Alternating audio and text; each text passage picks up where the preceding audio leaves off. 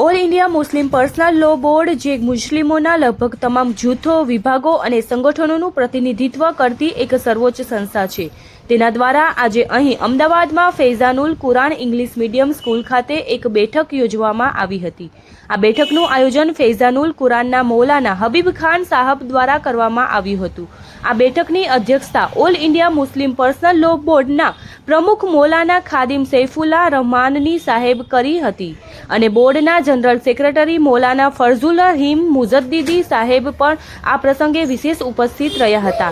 આ ઉપરાંત જાણીતા મુસ્લિમ વિદ્વાન અને વક્તા મૌલાના અબુ તાલિબ રહમાની સાહેબ પણ બેઠકમાં હાજર રહ્યા હતા. મુફ્તી અહેમદ દેવલવી સાહેબે પણ આ બેઠકનું નેતૃત્વ કર્યું હતું. આ બેઠકમાં સમગ્ર રાજ્યમાંથી મુસ્લિમ સમુદાયો, સંગઠનો અને ધાર્મિક સંસ્થાઓના વિવિધ વર્ગોના અનેક જવાબદાર અને આદરણીય પ્રતિનિધિત્વોએ ભાગ લીધો હતો. મહત્વના નિર્ણય અને આગામી આયોજન 30મું વાર્ષિક સંમેલન. બેઠકમાં નિર્ણય લેવામાં આવ્યો છે કે All India Muslim Personal Law બોર્ડનું 30મું વાર્ષિક સંમેલન ઇજલાસ આગામી 2, 3 અને 4 ઓક્ટોબર 2026ના રોજ અમદાવાદમાં યોજાશે. નામ છે મોહમ્મદ તાહિર હકીમ. હું પર્સનલ લો બોર્ડનો મેમ્બર પણ છું અને પર્સનલ લો બોર્ડની જે લીગલ કમિટી છે એનો પણ મેમ્બર છું. આજે પત્રકાર પરિષદ રાખવામાં આવી છે, કયા મુદ્દા પર રાખવામાં આવી છે અને એનો મેન હેતુ શું છે? આ પત્રકાર પરિષદ જો આજે ગુજરાતમાં એક મિટિંગ રાખવામાં આવી હતી.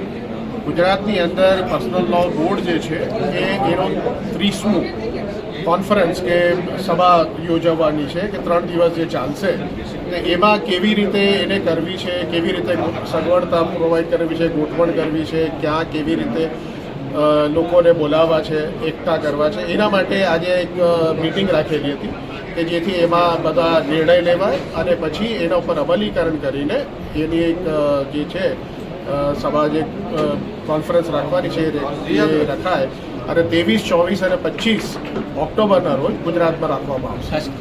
કેવા પ્રકારના મુદ્દા ઉપર ચર્ચાઓ આગામી સમયમાં કરવામાં આવશે?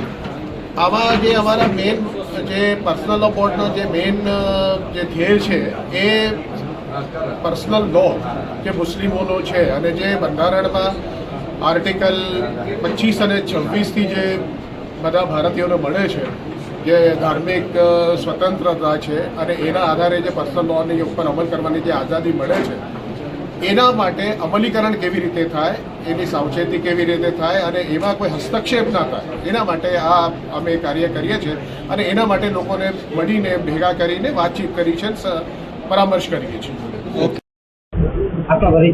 मेरा नाम मौलाना हबीब अहमद फजल अहमद पठान है. मैं जामिया फैज़ानुल कुरान सरसपुर अहमदाबाद का प्रिंसिपल हूँ.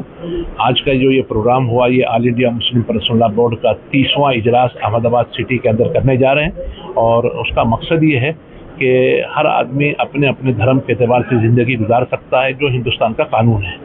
और दूसरी बात ये कि मुस्लिम कम्युनिटी को ये पैगाम देना चाहते हैं कि भाई किसी भी तरीके से नशे वाली चीज़, ऐसी चीज़ों से अपने और अपने परिवार को बर्बाद ना करें और कमा करके और एजुकेशन के ज़रिए तरक्की करें.